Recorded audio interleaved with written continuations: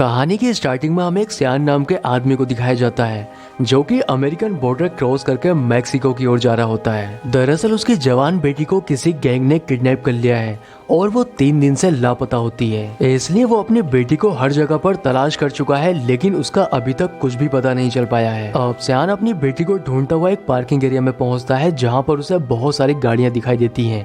इन गाड़ियों में उसे अपनी बेटी की गाड़ी भी मिल जाती है। वो उस गाड़ी की अच्छे से तलाशी लेने लगता है, लेकिन काफी देर तलाशी लेने के बाद भी सियान को ऐसा कुछ भी नहीं मिलता है जिससे ये पता चल सके कि आखिर उसकी बेटी के साथ हुआ क्या है। अब वो अपनी बेटी की गाड़ी को छोड़कर यहाँ से चला जाता है और एक पुलिस स्टेशन में पहुंचता है जहाँ पर वो उसके गुम होने की रिपोर्ट लिखवाता है। इसके बाद वो पुलिस वालों को लेकर उसी जगह पर पहुंचता है जहाँ पर उसने अपनी बेटी की गाड़ी को देखा होता है। लेकिन यहाँ पर पहुंचकर सियान काफी हैरान हो जाता है क्योंकि अब उसकी बेटी की गाड़ी यहाँ से गायब होती है। वो पुलिस वालों को यकीन दिलाने की कोशिश करता है कि उसने अपनी बेटी की गाड़ी को यहीं पर देखा था, लेकिन पुलिस वाले अब उसकी बात पर यकीन नहीं करते हैं और वो उससे कहते हैं कि तुम्हें इस तरह से पुलिस का टाइम वेस्ट नहीं करना चाहिए। इसलिए वो निराश होकर अपने घर लौटने लगता है क्योंकि पुलिस भी अब उसकी मदद करने से मना कर देती है। दूसरी ओर उसकी वाइफ जिसका नाम सुजैन है और उसकी छोटी बेटी इस इंतजार में होते हैं कि वो अपनी बड़ी बेटी जिसका नाम ली है उसको घर पर लेकर जरूर आएगा। लेकिन जब वो सियान को अकेला देखती हैं तब ये देखकर उन्हें बहुत बुरा लगता है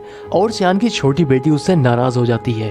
इसलिए सुजैन उसको हिम्मत देती है और उसे समझाने लगती है कि इसमें उसकी कोई गलती नहीं है, लेकिन इसके लिए सियान खुद को ही जिम्मेदार मानता है क्योंकि वो अपनी बेटी को कहीं भी तलाश नहीं कर पाया। पर वो सुजैन से कहता है कि मैंने हमारी बेटी की गाड़ी मैक्सिको में देखी थी, पर जब तक मैं पुलिस को लेकर वहाँ पर पहुँचा वो गाड़ी वहाँ से जा चुकी थी। इसलिए मुझे लगता है कि हमारी बेटी को किसी ने किडनैप नहीं किया है, बल्कि वो खुद से ही हमें छोड़कर चली गई है। तब सुजैन उससे कहती है कि मुझे तुम पर पूरा यकीन है कि तुम हमारी बेटी को वापस घर जरूर लाओगे। अगली सुबह सियान से मिलने के लिए उसका दोस्त आता है जिसका नाम मैक्स है और ये दोनों ही उस समय की बातें करने लगते हैं जब ये दोनों ही आर्मी में थे। लेकिन सियान को परेशान देखकर मैक्स उससे उसकी परेशानी की वजह पूछता है।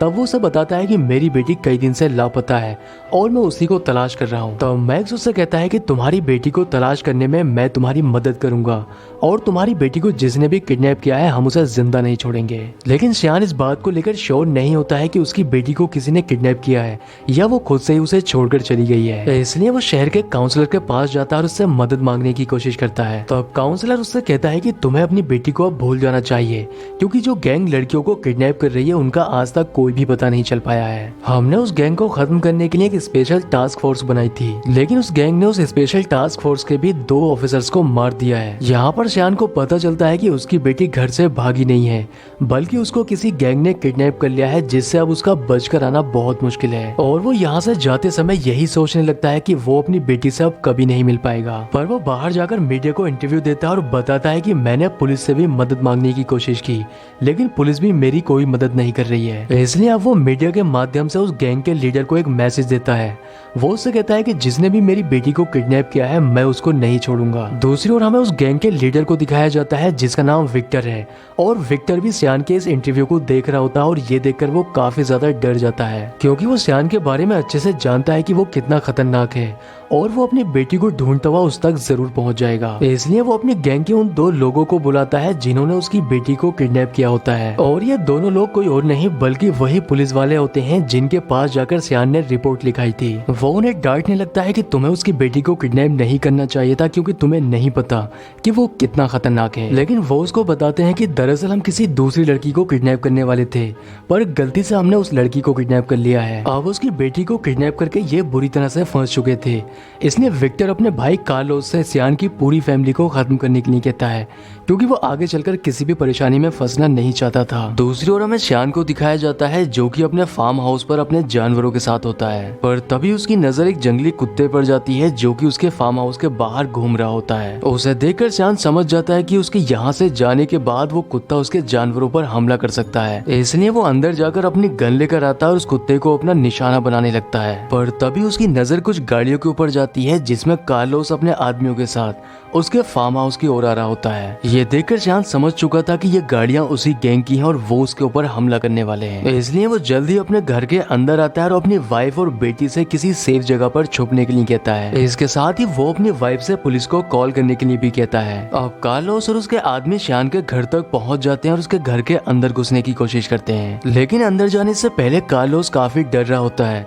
तब उसका एक आदमी उससे पूछता है कि आखिर हम घर के अंदर जाने से पहले इतना डर क्यों रहे हैं। वो आदमी घर के अंदर अकेला है इसलिए हम उसे आसानी से खत्म कर सकते हैं, पर कार्लोस उससे कहता है कि वो एक आर्मी ऑफिसर है इसलिए उसे अकेला समझने की गलती कभी मत करना। अब कार्लोस शान को मारने के लिए अपने 2 आदमियों को घर के अंदर भेजता है, लेकिन शान ने भी उन्हें मारने की तैयारी पहले ही कर रखी होती है, इसलिए वो कार्लोस के एक आदमी को बड़ी आसानी के साथ मार देता है।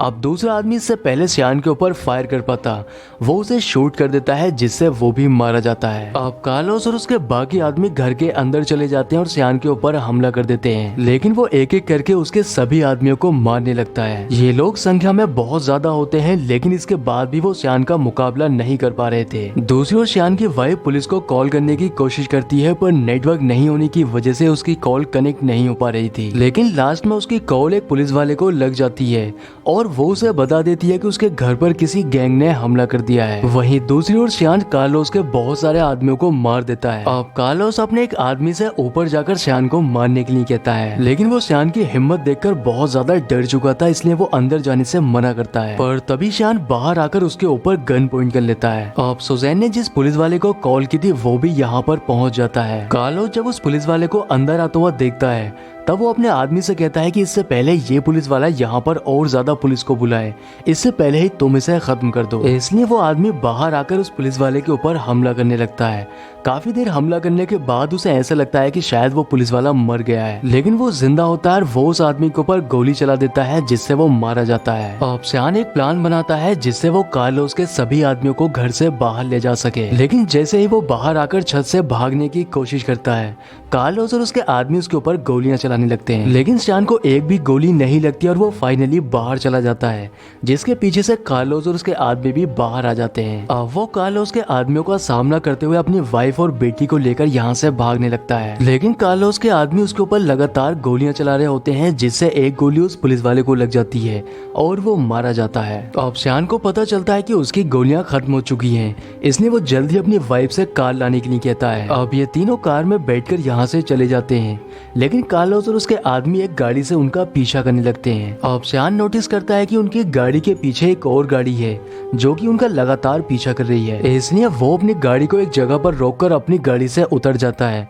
और उस गाड़ी के ऊपर हमला कर देता है। उस गाड़ी में कार्लोस के जितने भी आदमी थे वो सभी मारे जाते हैं और कार्लोस भी जख्मी हो जाता है, इसलिए वो उसको गन पॉइंट पर लेकर उससे उसकी गैंग के लीडर के बारे में पूछने लगता है। तो अब कार्लोस अपनी जान बचाने के लिए उसे विक्टर और उसकी लोकेशन के बारे में बता देता है, लेकिन इसके बाद भी वो उसको गोली मार देता है। अब वो अपनी वाइफ और बेटी को कार में बैठाकर उनसे किसी सेफ जगह पर जाने के लिए कहता है। अब शान अपने दोस्त मैक्स के पास जाता है जिसने जंग की पूरी तैयारी कर रखी होती है। यहाँ पर वो शान को बहुत सारे हथियार दिखाता है जो कि वो उसकी बेटी को बचाने में इस्तेमाल करने वाले हैं। अब ये दोनों उन हथियारों को लेकर विक्टर की लोकेशन पर जाने लगते हैं। वहाँ पहुंचकर ये देखते हैं कि विक्टर किसी से फोन पर बात करते समय बहुत परेशान होता है। दरअसल उसे इस बात का पता चल चुका है कि शान ने उसके भाई को मार दिया है और वो किसी भी समय यहाँ पर पहुंच सकता है। अब ये दोनों अपनी गन लेकर अंदर जाने लगते हैं, लेकिन विक्टर के गार्ड इन्हें रोकने की कोशिश करते हैं, पर ये एक एक करके सभी गार्ड को मारते हुए उसके घर के अंदर चले जाते हैं। गोलियों की आवाज विक्टर तक भी पहुंच जाती है और ये सुनकर वो बहुत ज्यादा डर जाता है। अब शान और मैक्स दोनों मिलकर विक्टर के सभी आदमियों को मार देते हैं और वो उस जगह पर पहुंच जाते हैं जहां पर विक्टर छुपा होता है। अब शान जब उससे अपनी बेटी के बारे में पूछता है तब वो उसे कुछ नहीं बताता है, जिस पर शान को बहुत गुस्सा आता है, इसलिए वो उसे बुरी तरह से मारने लगता है। वो विक्टर को इतना मारता है कि वो बहुत ज्यादा जख्मी हो जाता है, इसलिए अब वो उसको बता देता है कि उसने सभी लड़कियों को कहाँ पर छुपाया है। तो मैक्स और शान विक्टर को लेकर उस जगह पर जाने लगते हैं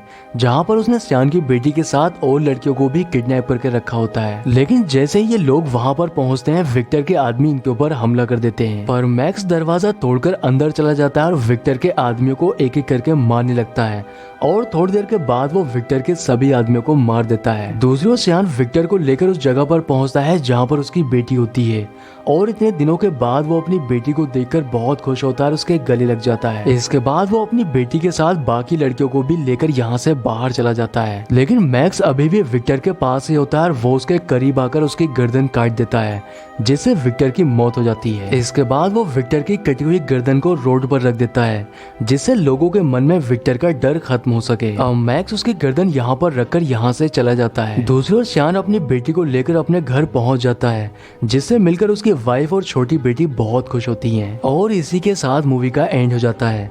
दोस्तों, अगर वीडियो पसंद आया है तो वीडियो को लाइक और चैनल को सब्सक्राइब जरूर करें। तो मैं आपसे मिलता हूँ किसी नेक्स्ट वीडियो में।